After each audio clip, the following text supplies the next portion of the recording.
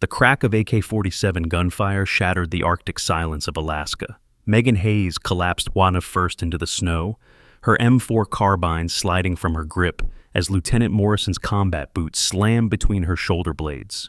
"Dead weight," his voice cut through the howling wind like a blade. 18 years old and weak as a drowned kitten. Go back to shoveling snow for your foster daddy."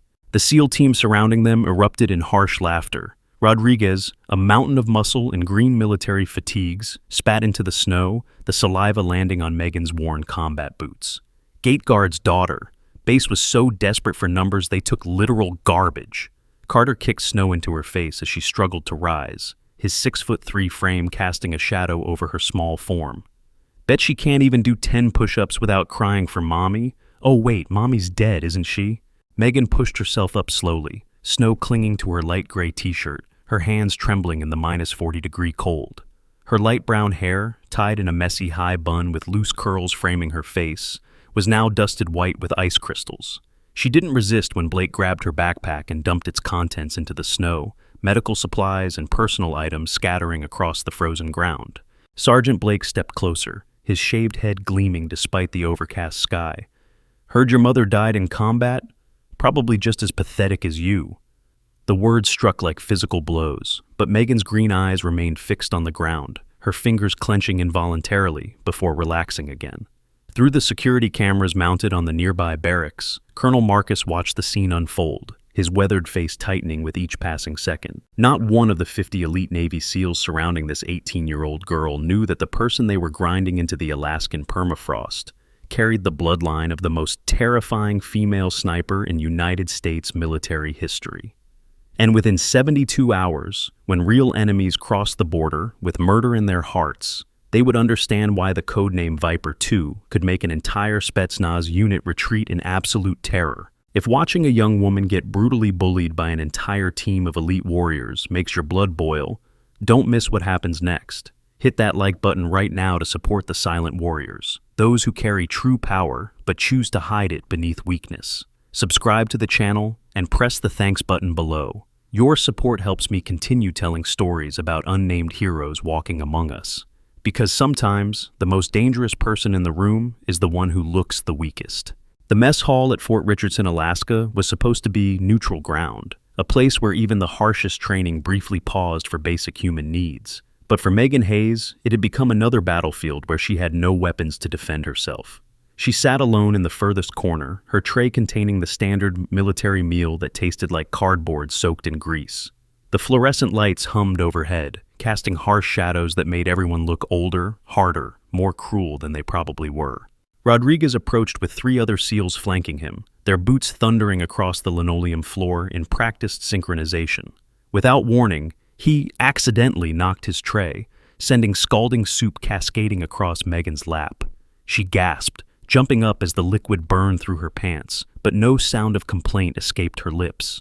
The entire hall erupted in laughter, phones appearing from pockets as several soldiers began recording what they assumed would be premium entertainment. "Oh no, did I make a mess?" Rodriguez's voice dripped with mock concern as he leaned in close enough that she could smell the tobacco on his breath. "Maybe you should run to Daddy." "Oh wait, that's not your real daddy, is it? Just some old fool who felt sorry for an orphan." Morrison appeared behind her, using his full 6'4" height advantage to loom over her 5'6" frame. "Look at those shaking hands. Can't even hold a spoon steady. How are you supposed to hold a rifle when the enemy comes?" Elena, the base medic, moved as if to help, her hand already reaching for napkins from the dispenser. But a sharp look from Captain Walsh froze her in place. Walsh, 43 years old with steel-gray hair and eyes that had seen too much combat, shook his head slowly. "Natural selection, Elena. The weak get weeded out. It's better she learns now than gets someone killed later." Megan's response was to carefully fold her napkin in a precise military pattern, each corner aligned perfectly despite her trembling fingers. She dabbed at the soup stains methodically, the action so controlled it seemed almost mechanical. Old Hayes, her foster father, watched from the kitchen doorway, where he worked his second job after gate duty. The 70-year-old man's hands gripped his mop handle until his knuckles went white, but he knew intervention would only make things worse for her. The first breadcrumb had been laid, though no one noticed. The way Megan folded that napkin wasn't something you learned in basic training. It was muscle memory, drilled into special operations personnel who needed to maintain equipment in complete darkness, where every movement had to be precise, deliberate, purposeful. But to the laughing crowd around her, she was just a scared little girl playing with her food. Back in her barracks that night, Megan discovered her gear systematically destroyed. Her sleeping bag had been slashed with a knife, the synthetic filling spilling out like wounded intestines. Her boots had been filled with water and left outside to freeze solid. Across her locker, someone had written "dead weight" in permanent marker, the letters 2 feet tall and impossible to miss. She stood there for a long moment, studying the vandalism with an expression that gave nothing away. Blake appeared in the doorway, arms crossed over his massive chest. "Problem, recruit? Maybe if you can't take care of your equipment, you shouldn't be here." Behind him, Carter laughed while live streaming to his Instagram followers. "Check this out, guys. The weakest recruit in SEAL history. Bet she doesn't last another week." Megan's response was to pull out a small repair kit from her personal bag, one of the few things that hadn't been destroyed. She began fixing her gear with movements so fluid and practiced that Blake's smirk faltered for just a moment. The way she handled the needle and thread, creating perfect military stitches in the destroyed fabric. The way she scraped ice from her boots with precise angles that wouldn't damage the leather. These weren't the fumbling attempts of a teenager. These were the actions of someone who had repaired equipment under fire, in darkness, with death breathing down their neck. Morrison arrived for the 2300 hours inspection, his eyes scanning the damaged gear with satisfaction. "Daddy's little girl having trouble? Maybe you should call him to pick you up. I'm sure he's got some toilets that need cleaning back at the gate." He kicked her repaired sleeping bag, undoing 20 minutes of careful work. "Pathetic. Your mother must be rolling in her grave knowing what a disappointment you turned out to be." The second breadcrumb fell as Megan reassembled her rifle for inspection. Her hands moved with impossible speed, each component sliding into place with the soft click of perfect alignment. Morrison grabbed the weapon to inspect it, expecting to find errors he could exploit. Instead, he found himself holding a rifle that had been maintained to a level beyond even special operations standards. Every surface had been cleaned, every moving part lubricated with exactly the right amount of oil, every adjustment calibrated to perfection. For 3 seconds, confusion flickered across his face before he covered it with another sneer. "Lucky. Even broken clocks are right twice a day." The next morning brought rifle qualification at the outdoor range, where the Alaskan wind howled at -25 knots and visibility dropped to less than 300 meters. The other recruits were assigned standard targets at 400 meters, challenging but achievable for trained marksmen. Megan, however, found herself directed to the 800-meter lane, a distance that would challenge even experienced snipers in these conditions. Carter strutted over, pulling out a wad of cash from his pocket. $50 says she doesn't hit the target even once. Hell, 100 says she doesn't even get close enough to see the impact. Money began changing hands as the entire unit gathered to watch what they assumed would be spectacular failure. Even Elena, watching from the medical station, felt her heart sink. 800 meters in these conditions was virtually impossible for anyone, let alone an 18-year-old girl who had shown no particular skill with firearms. Megan settled into her shooting position, with movements that seemed almost lazy, her body naturally finding the perfect alignment despite the frozen ground beneath her. She adjusted the scope with quick, precise turns, her eye reading the wind patterns in the swirling snow with an ease that would have alarmed anyone paying attention. But they were all too busy laughing, too busy filming, too busy congratulating themselves on witnessing what would surely become a legendary failure. She fired 3 shots in rapid succession, the rifle barely moving despite the powerful recoil. All 3 shots went wide, missing the target completely. The laughter was deafening, soldiers literally falling over each other in their mirth. Rodriguez collected his winnings while Morrison clapped slowly, mockingly. "Outstanding performance, Hayes, really showing us that killer instinct." But something bothered the range officer, Master Chief Williams, a man who had been running this range for 15 years. The trajectory of those misses had been too consistent, too precisely calculated. It was almost as if she had been aiming at something else entirely. The third breadcrumb had been dropped, though it would only make sense later. Each of those missed shots had actually struck exactly where Megan intended, accounting for wind speed, barometric pressure, the Coriolis effect, and even the slight variation in bullet weight between rounds. She had been gathering data, testing the rifle's true capability versus its stated specifications, preparing for something none of them could imagine was coming. Physical training that afternoon pushed everyone to their limits. 10 miles through knee-deep snow, full combat load, with the temperature dropping steadily toward -40. Megan ran in the middle of the pack initially, her smaller frame working harder to push through the deep drifts that the larger men could power through. At mile 6, Walsh jogged up beside her, matching her pace with ease despite being nearly twice her age. "You know what your problem is, Hayes?" He didn't wait for an answer. "You don't belong here. This is a warrior's world, and you're just a little girl playing dress-up in Daddy's borrowed boots." He stuck his foot out, a subtle movement that sent her tumbling into a deep snowdrift. By the time she climbed out, the main group was 100 meters ahead and pulling away. But something strange happened then. Instead of struggling to catch up with desperate, energy-wasting movements, Megan settled into a rhythm that seemed almost supernatural. Her feet found purchase on frozen ground that others missed. Her body moved through the snow like she was born to it. Her breathing remained steady despite the burning cold air that made every breath feel like swallowing glass. She didn't catch the group, but she didn't fall further behind either. She moved like a ghost through the Alaskan wilderness, barely disturbing the snow she passed through. Morrison noticed her keeping pace and fell back to run beside her. "Look at you, struggling just to keep up. Weakest recruit in SEAL history. Your mother died a hero, and you're going to wash out in week 1. What a waste of genetics." He shoulder-checked her hard, sending her stumbling again. But she recovered with a fluidity that made him frown. Something about the way she moved, the way she automatically adjusted her center of gravity, the way her hand went to her hip as if reaching for something that wasn't there. It was familiar in a way he couldn't quite place. The 4th breadcrumb scattered in the snow behind her. Those who knew what to look for would have recognized the running pattern. It was the same technique used by long-range reconnaissance units who needed to cover vast distances while leaving minimal trace, conserving energy for the shot that might come at the end of a 3-day stalk. But Morrison was too busy feeling superior to notice, and the others were too focused on their own suffering to pay attention to the ghost running in their wake. That night, Megan drew watch duty from 0200 to 0400 hours, the coldest, darkest part of the Alaskan night. She stood at her post, the aurora borealis dancing overhead in sheets of green and gold that would have been beautiful if not for the bone-deep cold that made every breath visible and every movement painful. Most recruits on watch simply endured, counting the minutes until relief arrived. But Megan scanned the perimeter with an intensity that suggested she actually expected to see something. At 0317, she did.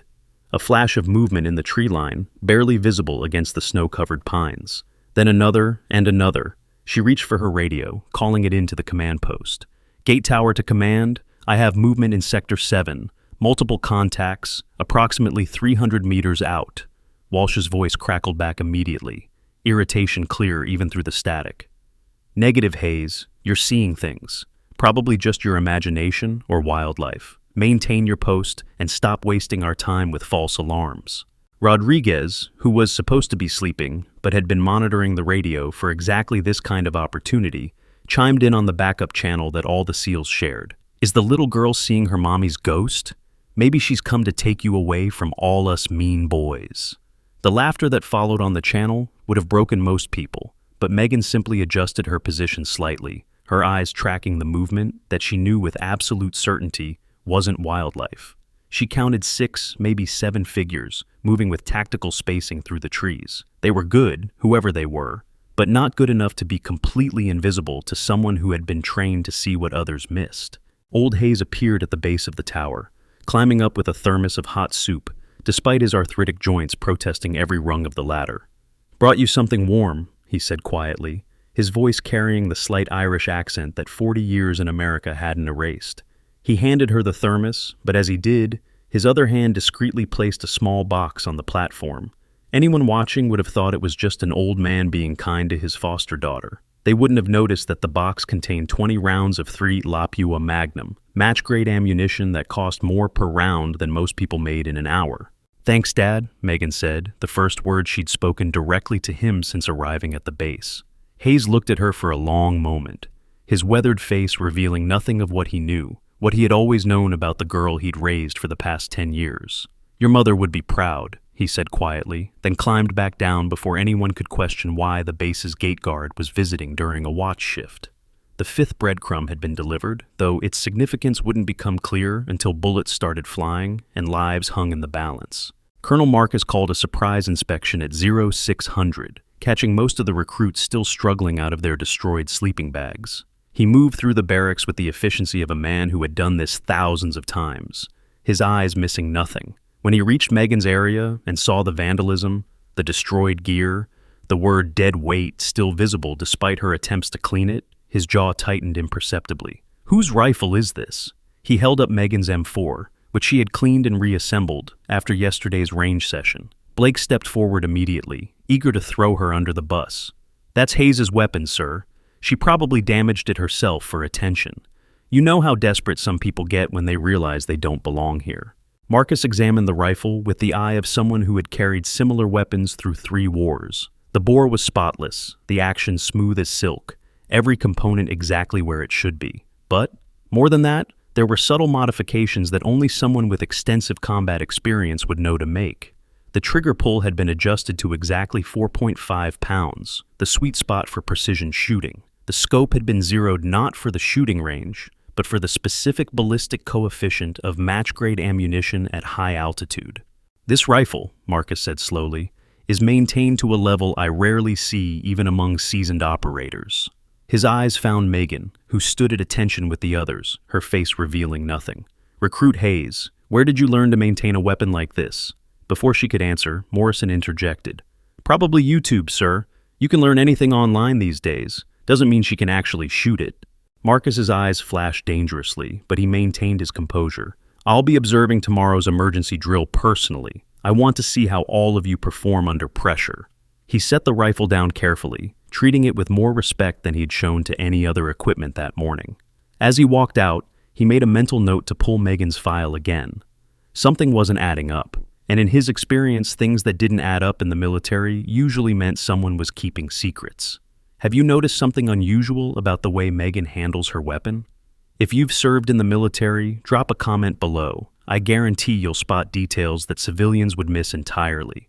Share this video with your friends and see if they can guess Megan's secret before the big reveal. The emergency drill began at 1900 hours, just as the last light faded from the Alaskan sky.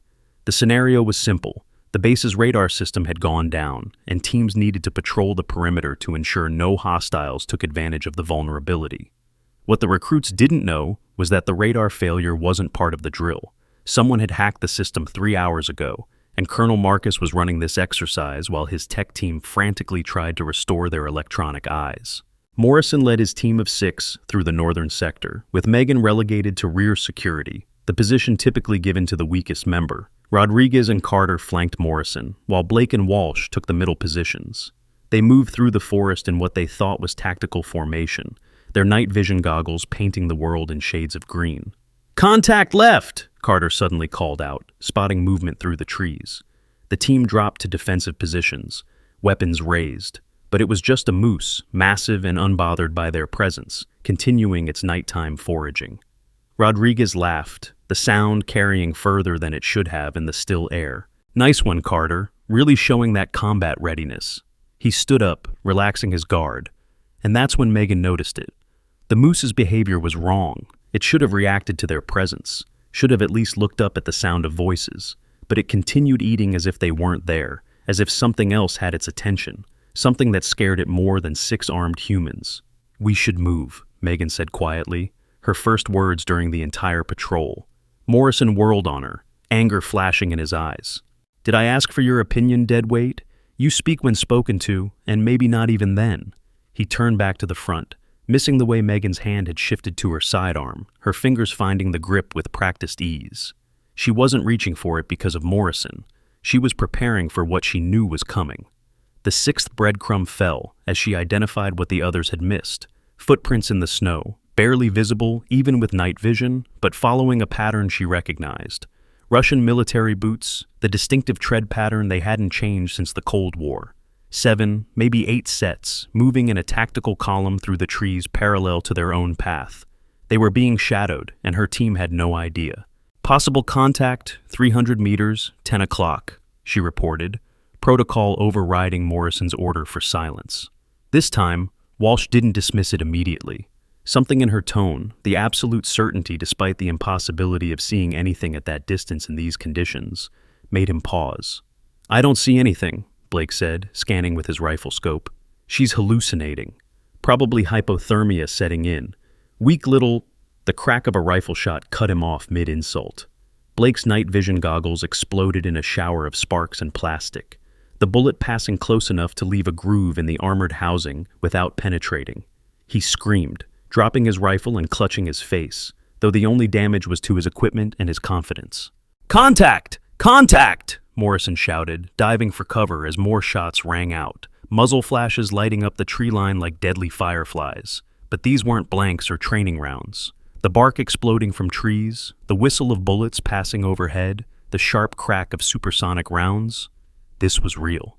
"It's part of the drill," Morrison insisted, even as he pressed himself deeper into the snow.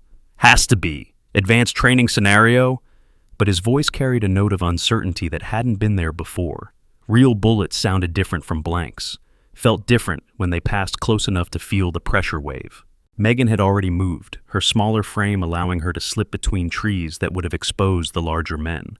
She counted muzzle flashes, calculated distances, identified weapons by their sound signatures. 7 shooters, spread in a classic ambush formation. AK-74s mostly, but at least one SVD sniper rifle providing overwatch. These weren't American military weapons. These weren't part of any drill. "We need to move south," she said, her voice cutting through the chaos with surprising authority. "There's a ravine 60 meters back that provides defilade from their position. We can—" "Shut up!" Morrison screamed, panic replacing his usual arrogance. "Just shut up and let me think!" He grabbed his radio, trying to call for support, but all he got was static. The enemy had brought jammers, professional ones that could blank out military frequencies. This was a real incursion, and they were cut off from help. Carter took a round in the shoulder, the impact spinning him around before he collapsed into the snow. His scream was high and terrified, the sound of someone who had never experienced real combat despite all his training. Rodriguez tried to reach him, but another burst of fire forced him back into cover. They were pinned, outgunned, and rapidly running out of options. "Medic!" Rodriguez shouted, forgetting that they didn't have one, that this was supposed to be a simple perimeter patrol. Elena was back at the base, probably asleep, certainly not here where they desperately needed her. Walsh fired back, his shots disciplined but ineffective against enemies he couldn't see clearly. The incoming fire intensified, and Morrison made a decision that would have gotten him court-martialed if anyone survived to report it. "Every man for himself. Fall back to the base." He turned and ran, abandoning his wounded teammate and any pretense of leadership. Blake followed immediately, his destroyed night vision goggles left behind in the snow. Rodriguez hesitated, torn between helping Carter and following his training to preserve his own life. In the end, self-preservation won, and he too disappeared into the darkness. Only Walsh and Megan remained, pressed behind a cluster of rocks that provided minimal cover from the incoming fire. Walsh looked at the 18-year-old girl beside him, expecting to see terror, tears, the complete breakdown that anyone would forgive given the circumstances. Instead, he saw something that made his blood run cold. Her green eyes were calm, calculating, almost bored. She was counting something under her breath, her fingers moving in a pattern he recognized from sniper teams tracking multiple targets. 7 shooters, she said quietly, 2 moving to flank us from the east. The sniper is repositioning to cut off our retreat. In about 30 seconds, we'll be completely surrounded.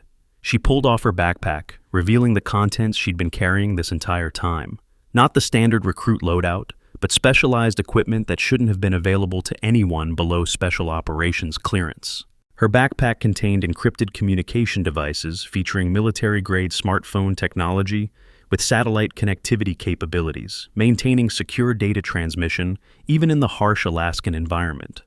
The ruggedized tablet she pulled out had been designed specifically for extreme battlefield conditions, its reinforced screen capable of withstanding impacts and temperatures that would destroy civilian electronics. She typed a quick message on the tablet, coordinates, and tactical data flowing across the screen faster than Walsh could follow. "What are you?" Walsh began, but she cut him off with a look that belonged on someone 3 times her age. "Stay here. Keep your head down. Whatever you see, whatever happens, do not move from this position." She started to rise and Walsh grabbed her arm instinctively. "You can't go out there. It's suicide. You're just a kid." Megan looked down at his hand on her arm, then up at his face. For the first time since arriving at the base, she smiled. It wasn't a warm expression. It was the kind of smile predators gave before they struck. "I haven't been a kid since I was 8 years old, Captain. And these aren't soldiers. They're targets." Before sharing the biggest reveal of this story, hit that share button right now. The moment that's about to unfold will completely change how you see this young woman. If you've ever been underestimated because of how you look, leave a like. This story is for you.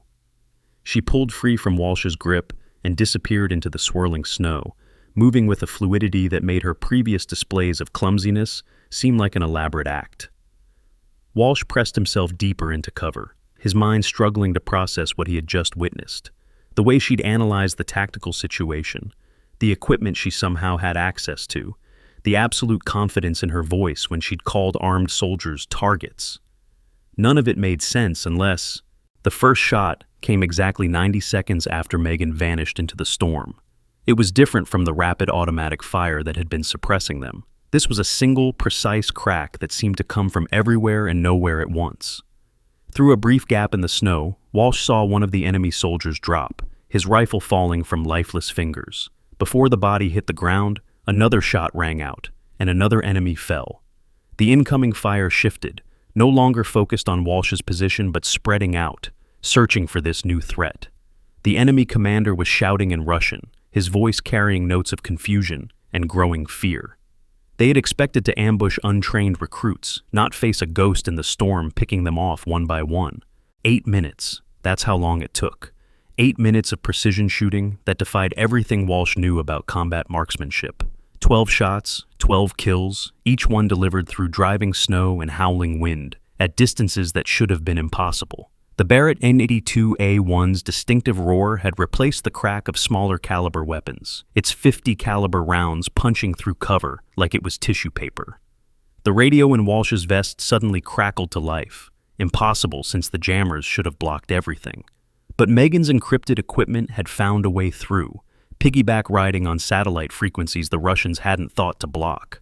Alpha 7 to base. Alpha 7 to base. We have contact with hostile forces in Sector 9. 12 enemy KIA, requesting immediate QRF and medical support.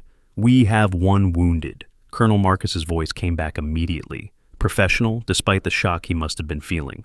Alpha 7, identify yourself. Who is this? Stand by for authentication, Megan's voice replied, and then she spoke a series of numbers and letters that meant nothing to Walsh but caused dead silence on the other end of the radio. When Marcus spoke again, his voice had changed completely.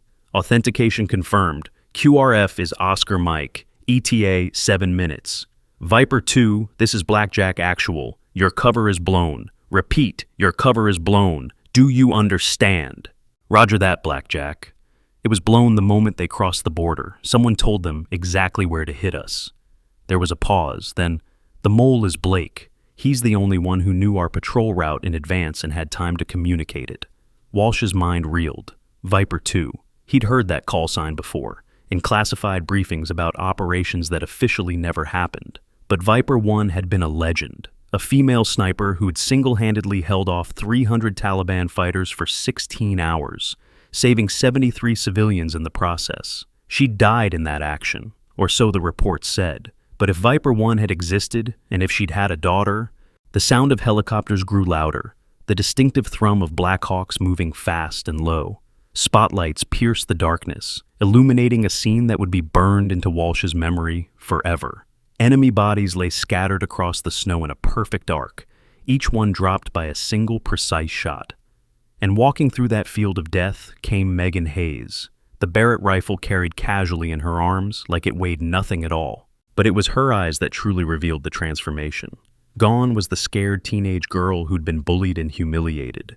In her place stood a warrior who'd been forged in secret training camps and baptized in violence before she could even drive. The foster daughter of a gate guard had never existed. This was Viper 2, and she'd come here hunting for something specific. Morrison, Rodriguez, and Blake had been rounded up by the QRF, found hiding in various locations around the base perimeter. Blake was in flex cuffs, his face pale, as he realized his treason had been exposed. Morrison couldn't even look at Megan, his entire worldview shattered by the revelation that the weakest recruit he'd ever trained had just eliminated an entire Spetsnaz unit solo. But the real shock came when the enemy commander was dragged out of his hiding spot, wounded but alive. Megan had deliberately left him breathing, though the shot that had taken his knee apart showed she could have killed him just as easily. When he saw her walking toward him, his face went white as fresh snow. "Viper 2, he gasped in accented English. "You're real. They said you were myth, propaganda." His eyes darted around wildly. "Where is your team? Where are the others?" Megan crouched beside him, her voice conversational despite the blood seeping into the snow around them. "There is no team, Volkov. There never was. Just me, following breadcrumbs you've been leaving for 10 years. She pulled something from her pocket, a photograph, weathered and worn from years of handling. "You knew her, didn't you? Viper 1, my mother." Volkov's reaction was immediate and visceral. He tried to scramble backward despite his destroyed knee, genuine terror replacing his trained composure. "She's dead! We confirmed she died in Blackwater. The building collapsed. No one could have—" "She did die," Megan interrupted, "saving civilians from people like you. But before she died, she told me about Moscow, about the operation where a young Spetsnaz lieutenant named Volkov worked alongside American forces. Before you turned traitor, before you started selling information that got good people killed." She leaned closer. "She also told me about her spotter, my father, the man you captured and have been interrogating for the past 10 years. The revelation hung in the air like ice crystals, beautiful and sharp enough to cut. Volkov's eyes widened with understanding. This wasn't about the base, wasn't about the failed incursion. He'd been hunted by a ghost seeking answers about another ghost, and he'd walked right into her trap. Colonel Marcus arrived on scene in full tactical gear, something the recruits had never seen him wear.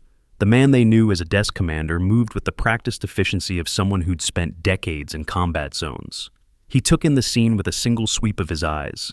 The eliminated Spetsnaz team, Volkov wounded and restrained, Blake in custody, and Megan standing calmly in the center of it all with the Barrett rifle that had delivered death with surgical precision. "Clear the area," Marcus commanded. "Medical team, get Carter to the infirmary. Rodriguez, Morrison, Walsh, you're with me for debriefing. Now." His voice carried an edge that cut through their shock. As the SEALs moved to follow orders, Marcus approached Megan, his expression unreadable. When he was close enough that only she could hear, he spoke quietly. "Your mother saved my life in Kandahar, 2011. I've been waiting 10 years for you to show up." The revelation sent another ripple through Megan's carefully maintained composure. "You knew?" "I suspected when I saw your file. Hayes isn't your real name, is it? But when I saw how you maintained that rifle, how you moved when you thought no one was watching, I knew for certain." He glanced at Volkov, who was being loaded onto a stretcher under heavy guard. "We have 48 hours before his people realize the mission failed. That's our window to get answers." The debriefing room had been cleared of all non-essential personnel. Morrison sat rigid in his chair, his usual arrogance replaced by something approaching shell shock. Rodriguez kept rubbing his eyes as if trying to wake from a nightmare. Walsh remained silent, processing everything he'd witnessed. Blake was in a separate holding cell, his treachery confirmed by encrypted communications found on his personal devices. Marcus stood at the head of the table, a tablet in his hands displaying classified files that shouldn't have existed. "Gentlemen, what I'm about to share doesn't leave this room. The young woman you've been calling deadweight for the past week is Megan Mitchell, daughter of Master Sergeant Sarah Viper 1 Mitchell, the most decorated female sniper in United States military history." He swiped the screen, bringing up a photograph that made everyone lean forward. It showed a woman in full combat gear, face obscured by tactical paint, holding a rifle that looked identical to the one Megan had used. Operation Blackwater, October 2014. Sergeant Mitchell has held a defensive position alone for 16 hours against an estimated 300 Taliban fighters, allowing 73 civilian aid workers to evacuate. She died in that action, but not before eliminating over 100 enemy combatants. Morrison's face had gone pale. "That's impossible. No one could—" "The impossible was her specialty," Marcus interrupted. "But that's not the full story. Her spotter, Staff Sergeant David Chen, was captured 3 days before Blackwater. Intelligence suggested he was killed immediately, but recent SIGINT indicates he's been held in a Russian black site for the past decade. The Russians have been trying to extract information about our sniper training program, using him as leverage they never thought would be discovered." Rodriguez found his voice. Why didn't they just trade him? Prisoner exchange? Because officially he doesn't exist. The operation he was captured during never happened, according to our records. The Russians couldn't admit they had him without revealing their own involvement in Afghan operations that violated several treaties. Marcus turned to Megan, who had remained silent throughout the briefing. Your mother spent her last 3 years trying to find proof he was alive. She died believing she'd failed. Megan's fingers traced the edge of the table, the first sign of emotion she'd shown since the shooting stopped. She didn't fail. She left me everything I needed: training locations, contact codes, even the maintenance pattern for that rifle. She knew I'd follow the breadcrumbs when I was ready. And Blake? Walsh asked, the pieces finally clicking. How long has he been compromised? Marcus pulled up another file, this one showing financial records that traced back through shell companies to Russian intelligence services. 3 years, best we can tell. He was recruited after a gambling debt left him desperate. He's been feeding them training schedules, personnel files, security protocols. Tonight's incursion was supposed to be a proof of concept, showing they could hit us anywhere, anytime. They didn't count on Viper 2 being here. The door opened, and old Hayes entered, moving with a spryness that belied his supposed 70 years. In the harsh fluorescent light, the SEALs could see what they'd missed before. The surgical scars on his hands, the way he held himself like a fighter, despite his aged appearance, the calculating intelligence and eyes they'd dismissed as belonging to a simple gate guard. Gentlemen, Hayes said, his Irish accent completely gone, replaced by pure American Midwest.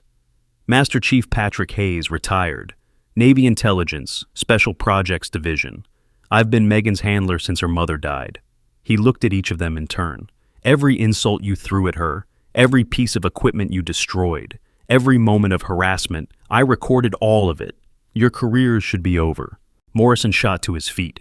You set us up. This whole thing was— Sit down, Lieutenant. Hayes' voice carried command authority that made Morrison drop back into his chair instantly. You weren't set up. You showed your true colors the moment you saw someone you perceived as weak. Megan could have revealed herself at any time, could have stopped the harassment with a single display of her capabilities. She chose to endure it to maintain her cover, to find the mole who was getting American soldiers killed. Rodriguez's hands clenched on the table. We didn't know. How could we know? That's exactly the point. Megan spoke for the first time since entering the room. You didn't know, so you assumed I was worthless. Every one of you decided I didn't belong here based on nothing more than my size, my age, and my apparent lack of skill. You never once considered that appearances might be deceiving. She looked directly at Morrison. You said my mother would be ashamed of me. My mother taught me that the most powerful weapon is the one your enemy never sees coming.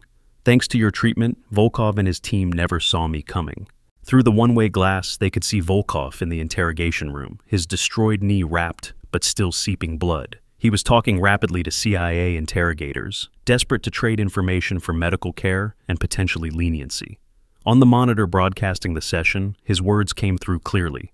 The American, Chen, yes, we have him. Facility designation, Arctic Fox, coordinates. He rattled off numbers that Marcus immediately began entering into his tablet. He's alive, mostly. We needed him functional to verify the information he gave us. But Viper 2, she cannot go there. It's a trap within a trap. They know she exists now. They'll be waiting. Megan stood abruptly, the chair scraping against the floor. He's lying about it being a trap. Look at his tells. The way his eye twitches when he lies, the micro expressions he can't control.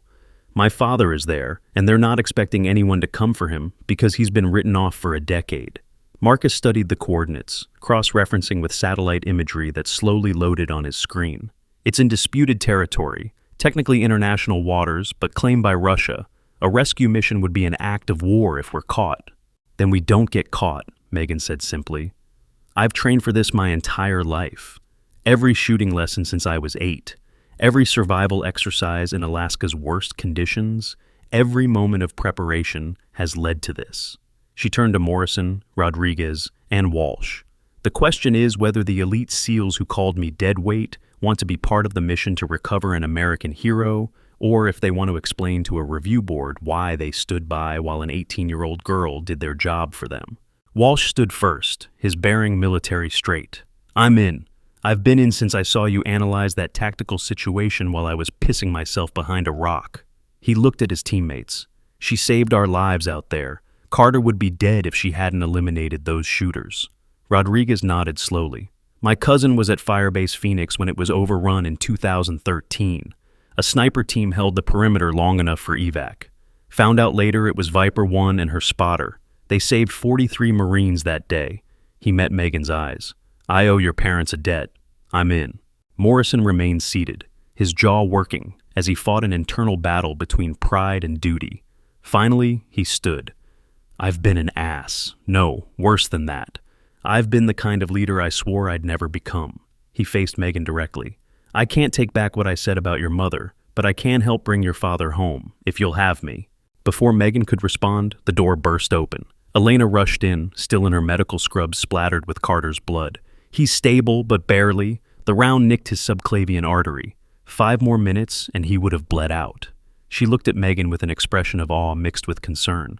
The entry angle of those shots you took, they were all perfect. Not one of them suffered. Clean kills, every one. That's not just training, that's art. Death shouldn't be art, Megan replied quietly. It should be necessary, precise, and rare. My mother taught me that killing is the failure of all other options. But when it becomes necessary, you owe your enemy the respect of a clean death. She picked up the tablet showing her father's location. He's been imprisoned for 10 years because he and my mother chose duty over safety. Every day he's been there is a day stolen from justice. Next week, I'll tell the story of a female combat medic who was mocked at a veterans bar until they discovered she'd saved an entire platoon in Fallujah. Subscribe and hit the notification bell so you don't miss it. Like and share if Megan's story touched your heart. Marcus pulled up additional intelligence files, the screen filling with architectural schematics and guard rotations. The Arctic Fox facility is a converted oil platform, reinforced and winterized. Normally houses 15 to 20 personnel, but winter conditions reduce that to 8 or 10. Approach would have to be by water, insertion at night during a storm to mask thermal signatures. I can get us a boat, Hayes said, surprising everyone. Still have contacts in naval intelligence who owe me favors. Zodiac insertion, 2 teams, 1 for extraction, 1 for overwatch. He looked at Megan with paternal pride. Your mother would be strategizing exactly like this. She never met a problem she couldn't solve with proper planning and precise shooting. There's something else, Volkov's voice came through the speaker, his interrogation continuing. Chen knows things, not just about sniper program, but about Arctic operations, about personnel stationed at classified locations. He's been tortured, yes, but he's also been listening. 10 years of listening to guards who thought he couldn't understand Russian. He knows where bodies are buried, literally and figuratively. The CIA interrogator leaned forward. Are you saying he's gathered intelligence while being held? Duh. He pretends to be broken, but his mind is sharp. Like his daughter, he hides strength behind weakness. It's why we could never break him completely. Every time we thought we had him, he would reveal just enough truth mixed with lies to keep us guessing. Frustrating. Admirable, in way. Megan absorbed this information, her tactical mind already working through possibilities. He's been playing dead, waiting for rescue or death, whichever came first. That's why they kept him at a skeleton crew facility. They think he's worthless now, just keeping him alive in case he becomes useful again. 41 hours until Volkov's team is supposed to check in, Marcus announced. After that, Arctic Fox goes on high alert and evac becomes impossible. If we're doing this, we need to move now. The next 16 hours blurred together in a symphony of preparation. Equipment was requisitioned through black channels that didn't officially exist.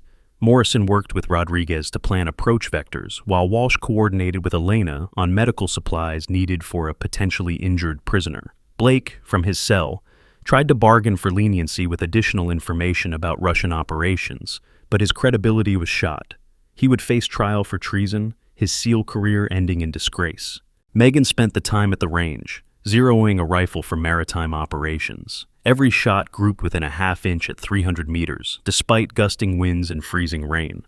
Morrison watched from the observation post, finally understanding what he'd missed during their first range session. Those 3 misses hadn't been misses at all. She'd been testing wind patterns at exact distances, gathering data for calculations that might save lives when precision mattered most. I owe you an apology, Morrison said, approaching her during a reload, not just for the harassment, but for failing as a leader. A real leader evaluates based on performance, not appearance. Megan chambered another round, citing downrange. Apologize by bringing my father home alive. That's all that matters now. She fired, the bullet passing through the exact center of a target the size of a quarter. Your problem wasn't just judging by appearance. It was enjoying the feeling of superiority it gave you. That's what made you cruel instead of just mistaken. The truth of her words hit harder than any physical blow. Morrison nodded, accepting the assessment. You're right. I became the kind of person I used to despise. The kind who needs someone beneath them to feel important. Then become better, Megan replied simply. My mother used to say that every sunrise is a chance to be better than you were at sunset. You've got about 6 more sunrises to prove you learned something. The insertion began at 0200 hours, local time. 2 Zodiac boats cut through 3-foot swells in the Bering Sea, their engines muffled to near silence. Megan rowed in the lead boat with Morrison and Rodriguez, while Walsh commanded the second with 2 additional SEALs who'd volunteered for the unsanctioned mission. Hayes coordinated from a command vessel 12 nautical miles away, using satellites that definitely weren't supposed to be tasked for this operation. The Arctic Fox platform loomed out of the darkness like a mechanical spider frozen in ice. Security lights created pools of harsh illumination, but the winter storm provided perfect cover for their approach. Megan studied the structure through her scope, identifying guard positions and counting personnel. 6 on the platform, 2 more inside based on heat signatures. The holding cells are in the substructure, partially below waterline. They breached the platform at 0317. Morrison and Rodriguez taking point while Megan provided overwatch. The first guard never knew what hit him, Walsh's suppressed shot dropping him before he could raise an alarm. They moved through the structure with deadly efficiency, clearing rooms and neutralizing threats with the kind of precision that came from years of training finally being properly applied. The holding area was a nightmare of rust and neglect. 6 cells lined a corridor that reeked of human misery and industrial decay. 5 were empty, their doors hanging open like mouths frozen in screams. The 6th was locked with enough security to hold a dozen men. Inside, barely visible through the small window, was a figure that might once have been human. David Chen had aged 30 years in the past 10. His hair, once black, had gone completely white. His body, once strong enough to carry a 90-pound pack through mountainous terrain, had withered to sinew and bone. But when the door opened and he saw Megan's face, his eyes sparked with life that a decade of torture hadn't extinguished. Sarah?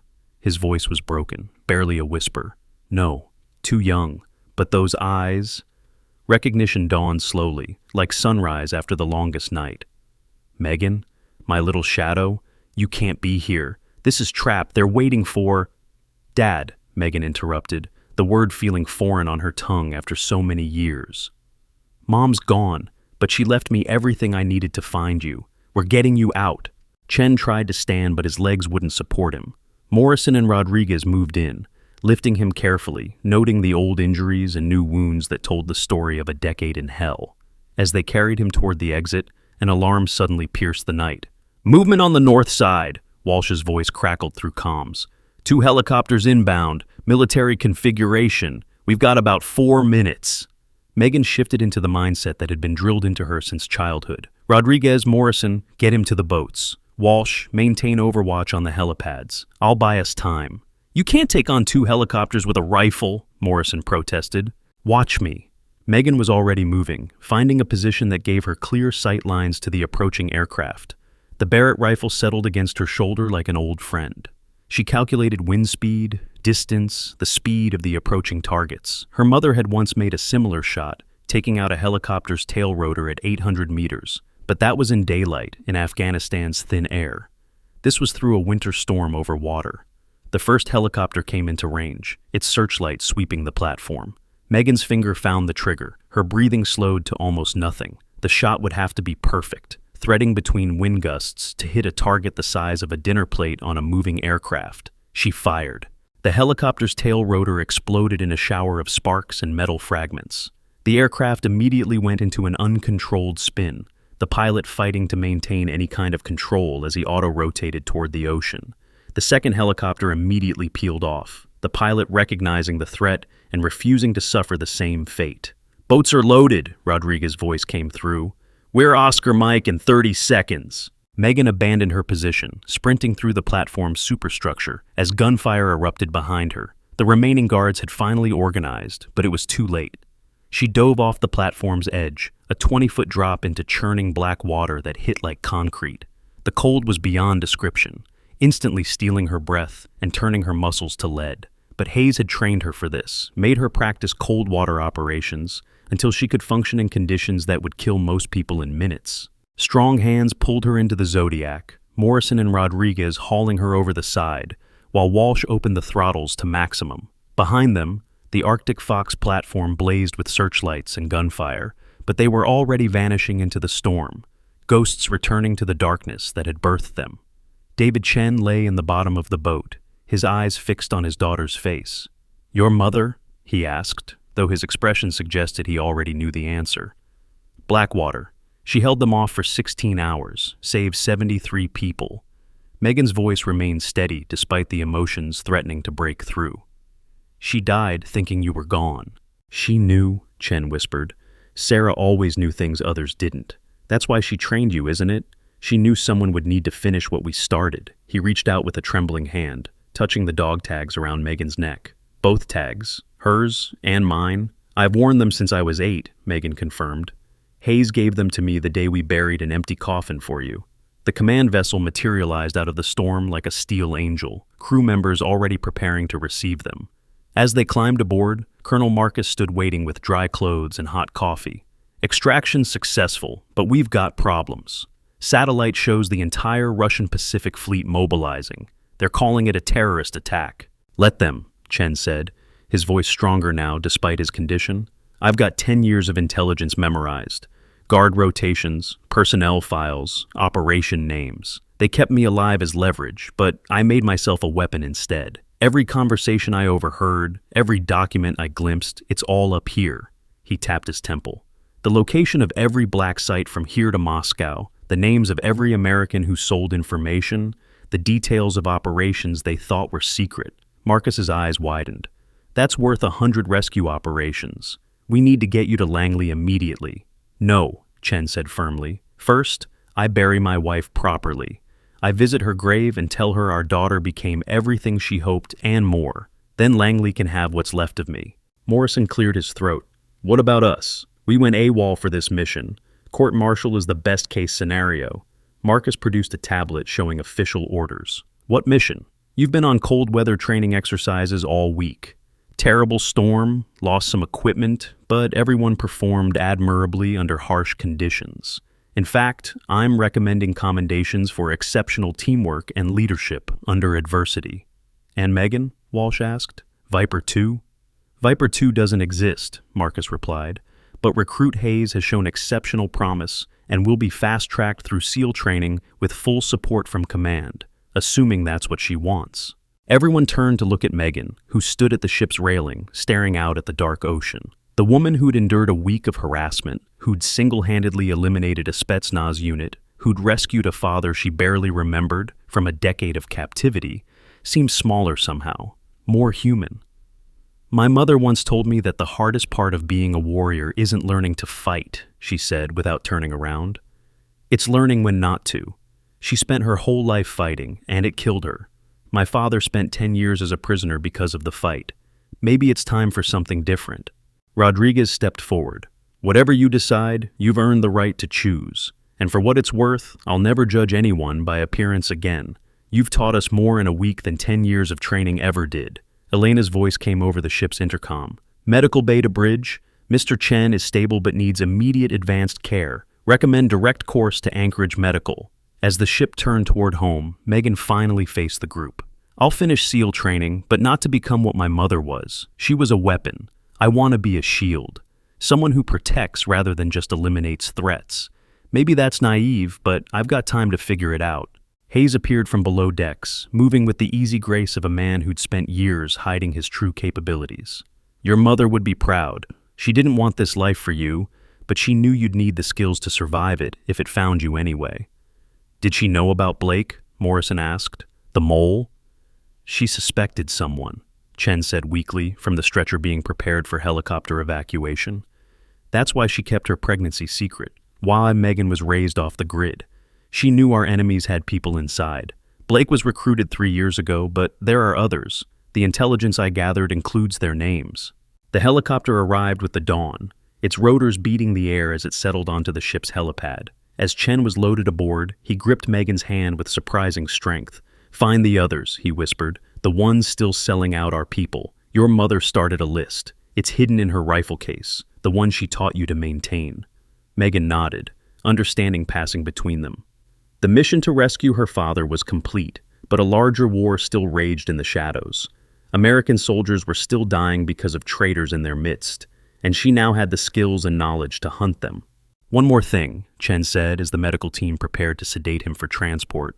Arctic Fox wasn't the only facility. There are 12 more, each holding American personnel thought to be dead. The coordinates are encoded in the maintenance patterns your mother taught you. Each rifle position corresponds to a location. The revelation sent shockwaves through everyone present. 12 more facilities meant dozens of Americans potentially held captive, written off as killed in action while they rotted in secret prisons. It was a secret worth killing for, worth dying for, and now it rested in the mind of an 18-year-old girl who'd proven she could bear any burden. As the helicopter lifted off, carrying David Chen to medical care and debriefing that would reshape American intelligence operations, Morrison approached Megan one last time. "So, what now? You expose the other moles, rescue the prisoners, become the hero your mother was?" "No," Megan said firmly. "Heroes die alone holding impossible positions. I'm going to build a team. People who understand that strength isn't about size or age or appearance. People who have learned that the most dangerous person in the room is often the one everyone underestimates." She looked at Morrison, Rodriguez, and Walsh. "Interested?" Walsh laughed, the sound carrying relief and admiration. "After what we've seen, how could we say no? Besides, someone needs to make sure you actually eat something besides MREs and protein bars." Rodriguez nodded. "My cousin would never forgive me if I didn't help the daughter of the woman who saved his life. Count me in." Morrison extended his hand. "I've been humbled, educated, and shown exactly how wrong I can be. If you're willing to trust someone who failed so completely at first impressions, I'm yours to command." Megan shook his hand, her grip firm despite the exhaustion that was finally catching up with her. "My mother used to say that redemption is always possible for those willing to earn it. Consider this your chance." As the sun rose over the Alaskan waters, painting the sky in shades of gold and crimson that reminded everyone of blood and glory, the ship turned toward home. But for Megan Mitchell, codename Viper 2, home had never been a place. It had been a purpose, a mission inherited from parents who had sacrificed everything for their country. Now that mission had evolved, grown beyond simple revenge or rescue. Blake would face justice, his treason exposed by evidence Volkov had provided. The Arctic Fox facility would be quietly dismantled, its existence denied by all parties. David Chen would recover, his intelligence reshaping American understanding of enemy operations. And somewhere in military archives, the file on Viper 1 would be updated with a single line: "Daughter active, legacy continues." But the real resolution came 3 days later, at a small cemetery outside Anchorage. David Chen, supported by crutches but standing on his own, faced the headstone of Sarah Mitchell. Megan stood beside him, no longer the scared recruit or the deadly sniper, but simply a daughter mourning with her father. "She knew," Chen said quietly, "the last radio transmission before Blackwater. She said, 'Tell our shadow she has work to do.' I thought it was delirium, but she knew you'd come for me someday." Megan pulled out a small device, one of the encrypted communicators from her kit. She set it on the grave, its light blinking steadily like a heartbeat. "It's connected to our operations frequency, so she'll always be part of the team." Morrison, Rodriguez, and Walsh stood at respectful distance, understanding this was a private moment, but their presence meant something. The team Megan had spoken of was already forming. Hayes watched from further back, his weathered face showing the satisfaction of a mission finally complete. As they turned to leave, Megan's encrypted phone buzzed. The message was simple: coordinates and a date, 2 weeks away, another black site, another American prisoner. The work Sarah Mitchell had started would continue, but not in the way anyone expected. "You sure about this?" Chen asked his daughter as they walked back to the vehicles. "This life, it takes everything." "Then we take it back," Megan replied. "One mission at a time, one life at a time, Mom held the line alone. I won't make that mistake. A figure watched from the tree line, too distant to identify, but clearly military in bearing. They raised something, a scope, binoculars, or perhaps a camera, observing the group for exactly 10 seconds before melting back into the forest. Megan noticed, her hand moving instinctively to her sidearm, but she didn't pursue. Some shadows were meant to remain mysteries, at least for now. At the vehicles, Elena waited with medical supplies and something more precious, hot chocolate and homemade sandwiches. Figured you might need actual food after a week of whatever passes for nutrition on secret missions. As they drove away, the cemetery fading in the rearview mirror, Walsh asked the question everyone was thinking. That watcher in the woods, friend or foe? Neither, Megan said with certainty that came from somewhere deeper than training. That was one of Mom's shadows. She trained others, scattered them like seeds. They're watching, waiting to see if I'm worthy of the legacy.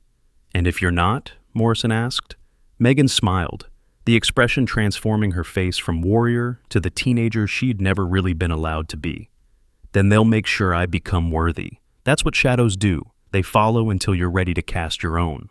The convoy reached the base as full dark settled over Alaska, the same gate where old Hayes had stood watch for years, playing the role of harmless old man while training a weapon disguised as a foster daughter. The same barracks where Megan had been tormented for a week, enduring harassment that had ultimately exposed a traitor and rescued a hero. The same range where impossible shots had been fired through winter storms, proving that the blood of legends ran true. Everything had changed. The SEALs who had witnessed Viper 2 would never again judge by appearance. Rodriguez stood outside the barracks, staring at dead weight, still faintly visible. The best was right in front of us, wearing old boots and eating alone. Under the northern lights, Megan's phone buzzed. Ready to know the truth about Blackwater? She typed, always. Then look deeper at Marcus. Nothing is what it seems. The message self-deleted. Colonel Marcus, friend or foe? In her quarters, Megan opened her mother's rifle case, finding a hidden note listing 12 names, 12 coordinates, and a chilling message. Trust no one above 05. The Barat goes to the top. If you're reading this, I'm dead, and they think they've won. Prove them wrong. Love, Mom. P.S. Marcus saved my life, but also cost me everything. Choose carefully who you trust. Outside, the watcher in the woods sent an encrypted message. Viper 2 is ready. The hunt begins. Phones buzzed worldwide. The daughter of legends had announced herself. As sleep took her, one thought echoed through Megan's mind. I am Viper 2. I am my mother's daughter, my father's shadow, and your worst nightmare. Come for me, if you dare. The northern lights danced on, blessing a young woman who proved the weakest-looking person often carries the strength to change the world.